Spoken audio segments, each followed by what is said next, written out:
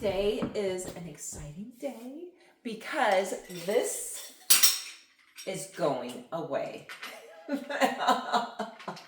And the hubby, Nick, who's amazing, is putting in a gas grill. Right? Propane. Doing a cooktop, so it's going to be a whole slide-in oven. So I need to get all of this stuff out of here. I don't have enough room as it is for everything, so hopefully. When we moved onto the farm, we knew eventually we wanted to convert to gas. Propane just makes more sense for us out here, and honestly, cooking on a gas stove is something I've always preferred. First things first, we had to clear everything out of the cabinet underneath the cooktop so we could access the underside. Nick removed the cabinet doors so we can get better access to the space.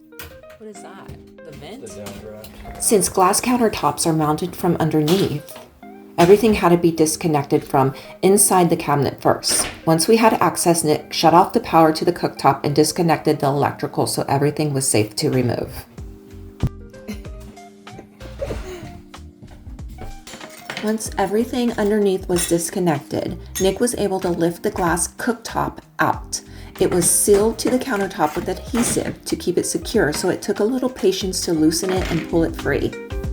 Yes. What are you doing? What are you doing?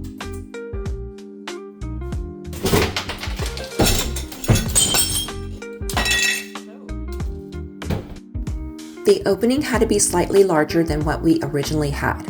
So a cooktop sits on the countertop, but a full stove needs space for the entire appliance to slide in. Nick started by measuring everything carefully so we knew exactly how much space we needed. Once he had the measurements, he used a saw to widen the opening on the countertop so the new stove would fit correctly. After that, he moved down to the cabinet underneath and started adjusting the cabinet opening. Part of the cabinet frame and the bottom panel had to go. This part definitely takes some patience, but you want the opening to fit just right. If you cut too much, you can create gaps, but if the opening is too tight, the stove won't fit properly.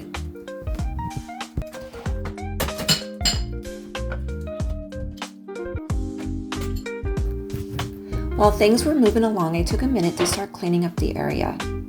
During projects, I've always been someone who likes to clean as we go instead of letting everything pile up.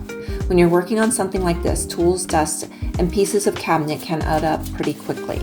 So if I can keep the space somewhat organized while we're working, it just makes the whole process feel a lot less chaotic. Plus, it's always nice to finish a step of the project and not be starting at a huge mess afterwards. Next, we needed to run the propane line up to the stove.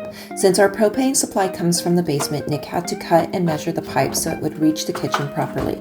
Once the pipe was in the right length, he fed it through the floor from the basement to the stove opening. This is what will eventually connect the propane supply to the range. Getting the pipe in place is really about making sure everything lines up correctly before the stove goes in. Once the line is positioned where it needs to be, the final connection to the stove can be made and everything can be tested safely. Even though we were switching to a propane stove, there was still some electrical work that needed to be done. Most gas ranges still require electricity for things like the ignition and the oven controls. The electrical box that was originally there for the cooktop was in the wrong spot for the new range, so Nick had to move it so the stove could slide all the way back into place.